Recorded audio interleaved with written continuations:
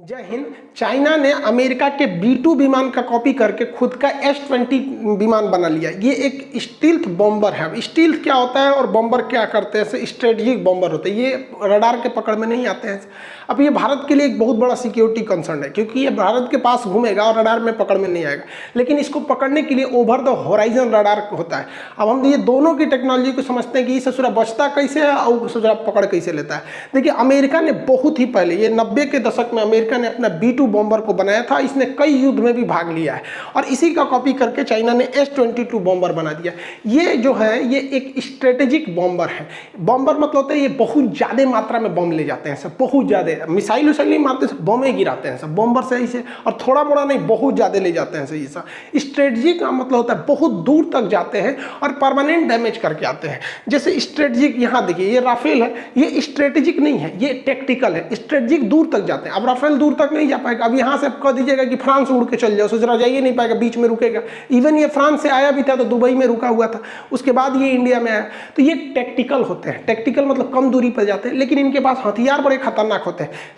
शुरुआती स्ट्राइक यही करते हैं सर, धड़ाधड़ दुश्मन के रडार तोड़ देंगे सर, टैंकर उड़ा देंगे सर। शुरुआत में बढ़त यही देते हैं सर। अब बाद में आते हैं सर स्ट्रेटेजिक, परमानेंट ध्वस्त करके जाते हैं। जैसे ये C-17 ग्लोब मास्टर है, ये बड़ी दूर तक जा सकता है, स्ट्रेटेजिक है, सीधे एक के बार पूरे का यूरोप चल जाएगा। लेकिन हाँ ये है कि इसमें बम नहीं होता है, ये ट्रांसपोर्ट के लिए आता है सर। तो स्ट्रेटेजिक समझ में आ गया आप लोग को। अब देखिए ये इतने दूर तक जाएगा तो इसको एयर रिफिलिंग की जरूरत होती है, क्योंकि स्ट्रेटेजिक है तो हवा में ही इसमें फ्यूल भरा जा सकता है इजीली। जैसे मान के चलिए ये जहाज है तो इसकी ऊंचाई फिक्स कर सकते हैं। ये अपने बता देंगे कि भैया देखो हम 4070 फीट की ऊंचाई पर उड़ रहे हैं। अब ये इसको उसी हिसाब से कह देगा कि एक काम करो, तुम थोड़ा सा नीचे रहो, 4030 फीट पे रहो। अब मान के चलिए ये 50 फीट की डिस्टेंस बना के उड़ेगा सब। और इसमें से ये रिफ्यूलिंग के लिए यहाँ पे इसमें फिट कर दिया जाएगा, ऊपर का नॉब खोल देगा, यहाँ एक ऑपरेटर बैठा रहता है, वो इसमें रिफिल कर देगा। जहाजों की जो एयर रिफ्यूलिंग होती है वो दो तरह से होती है। अगर ये जालीनुमा पाइप होगा तो ये जो फाइटर जहाज है ये खुद आके उसमें अपना नोजल फंसाएगा और पेट्रोल भरेगा।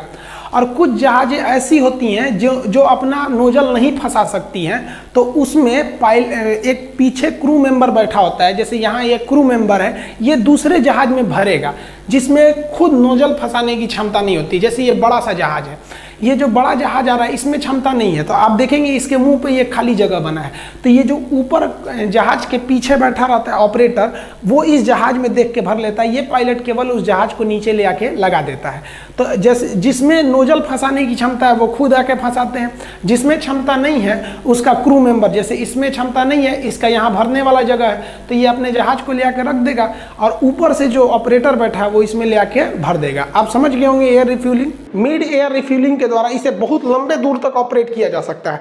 अमेरिका ने एक बार यहाँ से उड़ान भरा था अपने यहाँ से B-2 बॉम्बर से, और ये आया था सीरिया और में यहाँ पर बम गिरा के चला गया। सोच रहा उतना लंबी फ्लाइट लगा था इसको, 17 घंटा कंटिन्यू उड़ान भरते रह गया था, उसके बाद ही यहाँ चला गया था। तो ये काफ़ी लंबे दूरी तक ये लोग हमला कर सकते हैं। स्ट्रेटेजिक जो बॉम्बर होते हैं ये स्टील्थ होते हैं। स्टील्थ को देखिए, स्टील्थ और कैमोफ्लाई ये दो टेक्निकल टर्म होते हैं मिलिट्री के क्षेत्र में।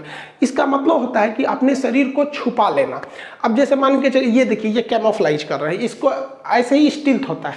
हवा में कोई चीज़ अगर छुप जाती है तो उसे कहते हैं स्टील्थ, और जमीन पे छुप जाती है उसे कहते हैं कैमोफ्लाइज। यहाँ एक फौजी खड़ा है, देखिए यहाँ पे उसकी बंदूक की नोक है और यहाँ पे है, आपको पता नहीं चल रहा होगा यहाँ पर क्योंकि ये भी झाड़ में घुस गया है। यहाँ पे भी देखिए ये इसकी राइफल है, यहाँ पर ये यहाँ पे है, यहाँ पर ये स्नाइपर छुपा हुआ है, तो इसे कहते हैं कैमोफ्लाइज। तो जब जमीन पर आप खुद को माहौल के हिसाब से ढाल लेते हैं वो कैमोफ्लाइज कहलाता है, और हवा में करते हैं तो उसे स्टील्थ कहते हैं। पूरी तरह से ये छुप नहीं सकते, ना कैमोफ्लाइज पूरी तरह छुप सकता है ना स्टील्थ पूरी तरह छुप सकता है, लेकिन अपने ज़्यादातर एरिया को ये छुपा लेते हैं, जिस वजह से ये हमला कर देते हैं। जब तक आप इनको देख पाएंगे ये आपको साफ कर चुके रहेंगे सब। यहाँ पे यही होता है स्टील्थ में। रडार कैसे इनको नहीं पकड़ पाता, जैसे ये देखिए ये स्टील्थ जहाज जो होते हैं इन्हें रडार नहीं पकड़ पाता है। रडार का पूरा नाम होता है रेडियो डिटेक्शन एंड रेंजिंग। देखिए रडार हो, सोनार हो या चमगादड़ हो, ये अपना रास्ता कैसे पकड़ते हैं? परावर्तन के द्वारा। ये वेव छोड़ते हैं और टकरा के जब लौटता है तो लौटने की घटना को इको कहते हैं, और जो टकराया उसको वहाँ पे परावर्तन। तो उसी सिद्धांत पर ये काम करता है रडार। रडार सिग्नल छोड़ता है यहाँ से, जहाँ से टकराता है तो ये लौट के आता है, तो ये पकड़ लेता है, तो वो इसमें दिखने लगते हैं सब। लेकिन स्टील्थ जहाज में क्या होता है, जहाज जो दिखते हैं सब रियल में उसका साइज थोड़ा बड़ा बड़ा दिखता है। अब हवा में पक्षी भी उड़ रहे हैं सब, तो जब पक्षी उड़ रहे होते हैं ना तो वो लोग भी रडार में आ जाते हैं, बट वो छोटा छोटा बिंदु आते हैं सब। तो जो रडार ऑपरेटर होता है या जो मिसाइल ऑपरेटर होता है वो इग्नोर कर देता है, कहता है भैया ये जहाज नहीं है, जहाज का साइज बड़ा होता है, ये तो पक्षी है। जैसे यहाँ देखिए ये सब जहाज होंगे सब यहाँ पर, अब यहाँ एक छोटा सा दिख रहा है, ये क्या है, पक्षी है। तो ये सब पूरा इसी का फायदा उठा लेता है।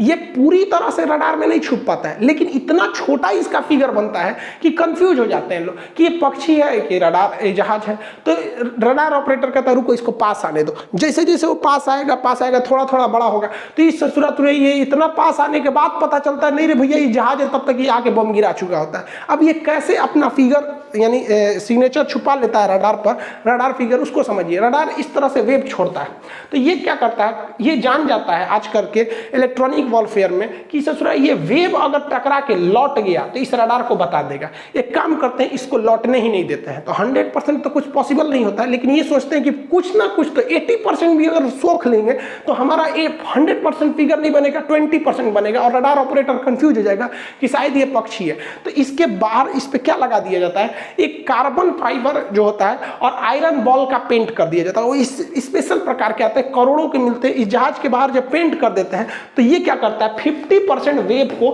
सोख लेता है, जो आया सोख लिया। अब जब सोख लेता है तो रडार को लगता है कि वहां कोई था ही नहीं, क्योंकि वो चला गया।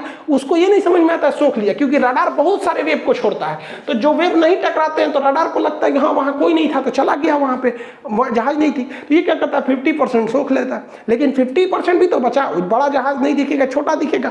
अब क्या किया जाता है इसमें, इसका शेप, इसकी डिजाइनिंग इस तरह से बनाई जाती है कि इसमें से रडार की जो किरणें आएंगी वो टकरा के दूसरे डायरेक्शन में मुड़ जाएंगी, वापस जा ही नहीं पाएंगे। इस डिजाइन से बनाया जाता है। देखिए इसका इंजन भी ऊपर रखा गया था कि धुआं ऊपर से निकल जाए, यहाँ पे नीचे रखता है, अमूमन जहाजों का नीचे रहता है या फिर पीछे रहता है। इसका कंप्लीट पीछे नहीं है, ऊपर की ओर है, दिख रहा है यहाँ पर। क्यों, क्योंकि रडार नीचे से देखता है, धुआं वगैरह वाले एरिया को रडार जो है वहां पे वाइब्रेशन होगा तो पकड़ लेता है वहां पर, तो ये ऊपर से निकल जाता है। तो ये क्या करता है इस तरह से अपने एक स्पेशल डिजाइनिंग की वजह से 30% किरणों को वापस इधर उधर बिखेर देता है। तो इससे पहले जो था ये 50% को सोख लिया, कार्बन फाइबर और आयरन बॉल, और 30% को ये ले लिया, यानी टोटल कितना परसेंट किरणों को ये लोग चौपट कर दिया 80%।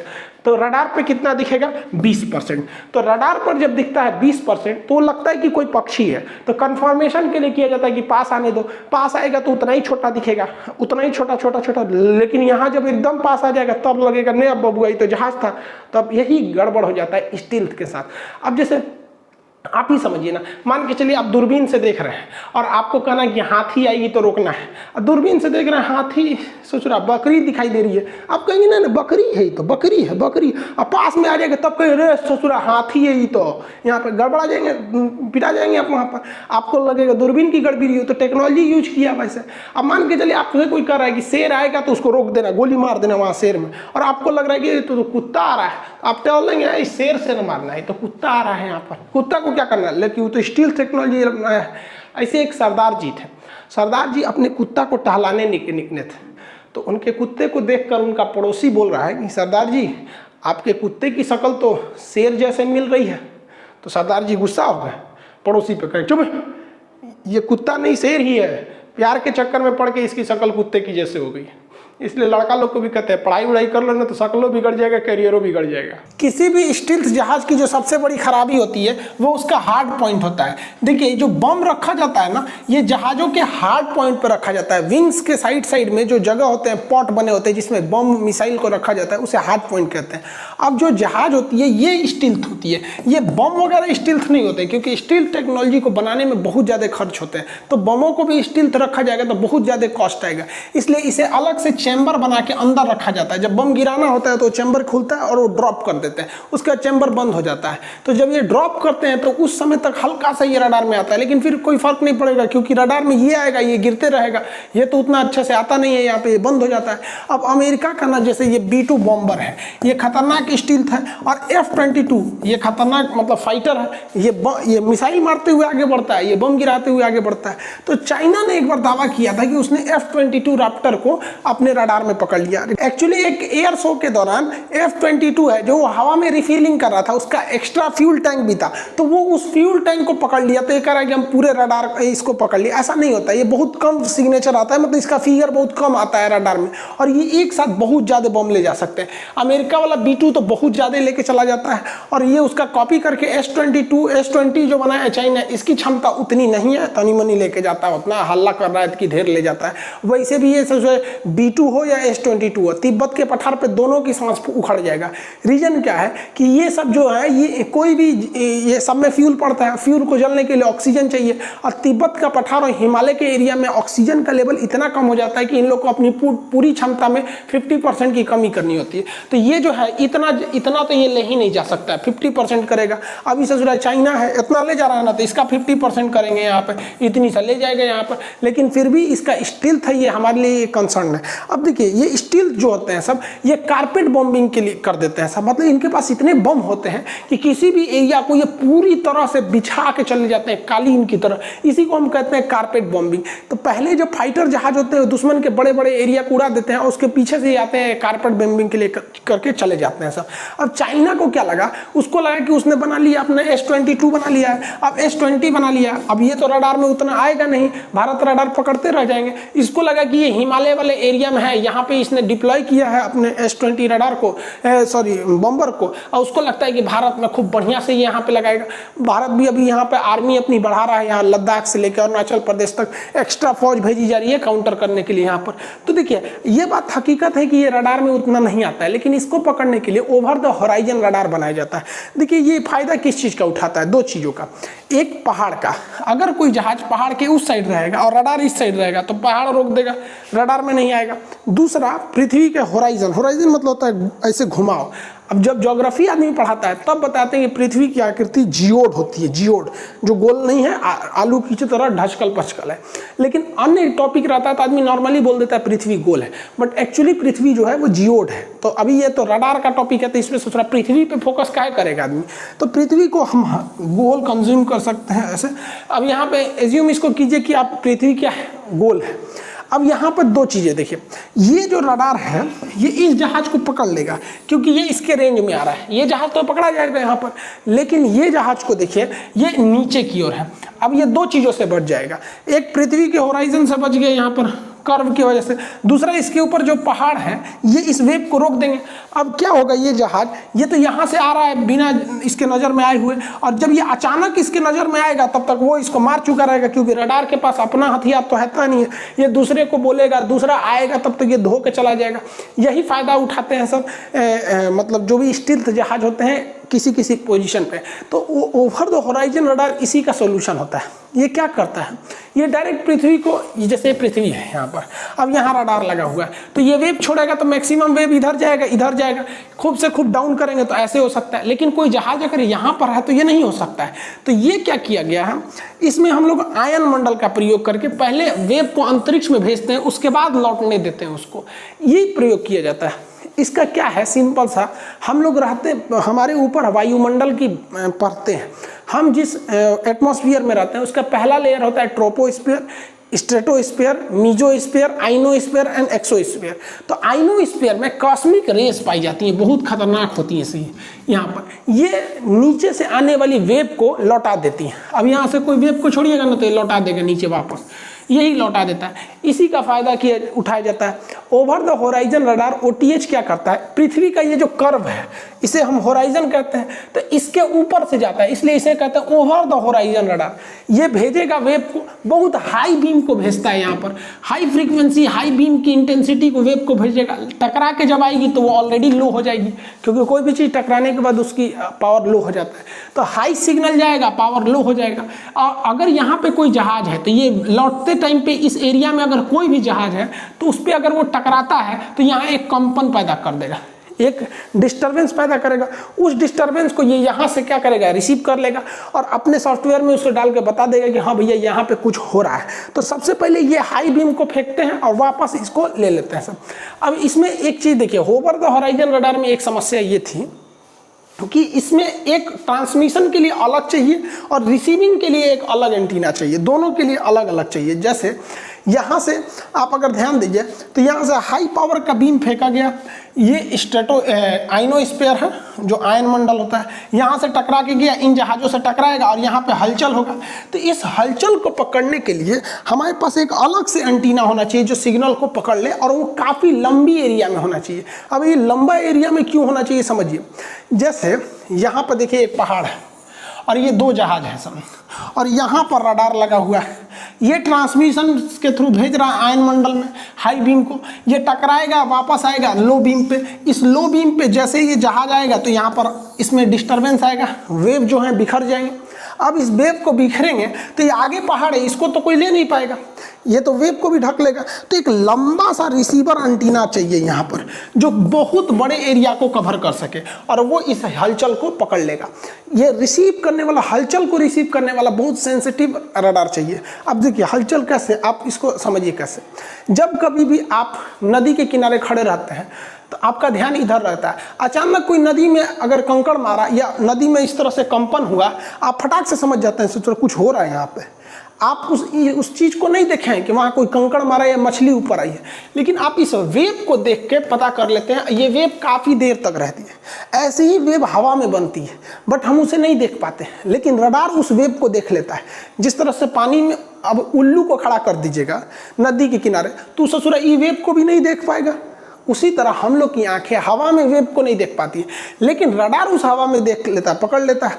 अब यहाँ जितना भी हलचल होगा, इस हलचल को जैसे यहाँ से ओवर द हॉराइजन रडार पहले अंतरिक्ष में भेजा, वहाँ आयन मंडल से टकराया और कोई भी जहाज हवा में आया, इस तरह का हलचल होगा, उसको ओवर द हॉराइजन रडार पकड़ लेगा, अपने स्क्रीन पर दिखा देगा कि भैया इतना बड़ा हलचल है तो इतनी बड़ी जहाज होगी, छोटा हलचल मतलब छोटी जहाज होगी। अब ये over the horizon radar size में बहुत बड़े होते हैं, बहुत लंबे चौड़ा, बहुत बड़े एरिया को ये लोग कवर करते हैं ये रडार, क्योंकि भैया उतनी दूरी तक में वेव को भी तो छोड़ना है। देखिए ना ये कितना बड़ा होता है ये ओवर द हॉराइजन रडार, इतनी बड़े साइज में होता है ये कभी कभी तो लगता है कि सोचा कोनो देश का बाउंड्री बनाया गया है। देख रहे हैं, लग रहा है कोई देश की यहाँ पे दीवार बनाई गई, उधर दूसरा देश इधर दूसरा देश है।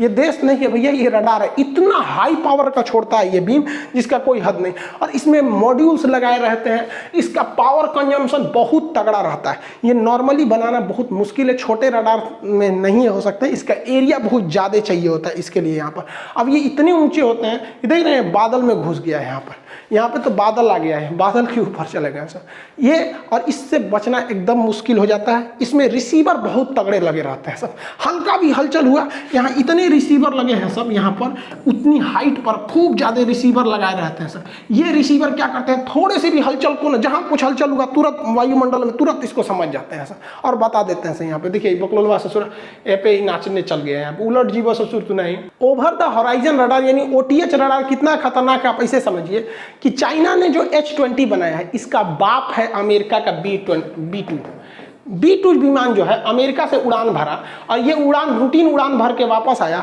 तो फ्रांस को यहाँ बैठ के पता चल गया कि इसका B-2 जहाज उड़ा है। यहाँ पे काहे को स्टिल भैया ओवर द हॉराइजन रडार, यहाँ लुका छिपी के खेल चल रहा है। जहाज सोच रहा हम ही होशियार है, रडार में नहीं आएंगे, और रडार बनाने वाले इंजीनियर और साइंटिस्ट सोच रहे हैं कि हम तोरा पकड़ के दिखाएंगे, देख से तू जाएगा किधर पे। अब चाइना ने क्या किया, एक मिसाइल बनाया, और चाइना इस मिसाइल का परीक्षण इधर प्रशांत महासागर के इस वाले भाग में कर रहा था। तो ऑस्ट्रेलिया चाइना को कहा कि रे ससुत नहीं, उधर का ही मिसाइल परीक्षण कर रहा है, उधर जीव जंतु को लॉस होगा, वो एरिया में मछलियाँ ज़्यादा होती हैं, उस एरिया में करो जिधर मछली नहीं है। तो चाइना समझ गया कि रे ससुत नहीं, तोरा कैसे पता चल गया रे, 5000 किलोमीटर दूर तोरा कैसे पता चल गया। तो कह दिया ऑस्ट्रेलिया, तोरा खान सर का क्लास ना किया है, over the horizon radar 5000 kilometre दूर देख लेता है, हम बड़का मिसाइल बनाए हैं बैलिस्टिक। सोचो तो नहीं को कौन चीज़ समझ में आ रहा है चाइना को। तो चाइना ने H-22 बना लिया है। हाँ, ये बात भारत के लिए अच्छी नहीं है, क्योंकि भारत की इंजीनियरिंग इस मामले में बहुत पीछे है, खास करके एविएशन के एरिया में। हम बड़े न जहाज, डॉनियर छोटे से जहाज बना पाते हैं, ध्रुव छोटे छोटे हेलीकॉप्टर बना पाते हैं, बहुत बड़ा हम लोग नहीं बना पाते, और इसकी इंजीनियरिंग बहुत तेज़ी से निकल रही है, लेकिन हम लोग जुगाड़ वाले हैं। देखिए चाइना के पास S-300 मिला है, S-400 के दाम पर रूस ने उसे S-300 दिया है, क्योंकि चाइना MTCR का सदस्य नहीं है, उसे 300 किलोमीटर से ज़्यादा मारक क्षमता की मिसाइल नहीं मिल सकती। तो हम लोग के पास S-400 है, उसकी असली क्षमता S-400 किलोमीटर है, लेकिन S-400 का जो रडार है, ये रडार 400 किलोमीटर ही देख सकता है, इससे आगे नहीं देख सकता है। अब ये मिसाइलों को उतना वहीं तक गाइड कर सकता है।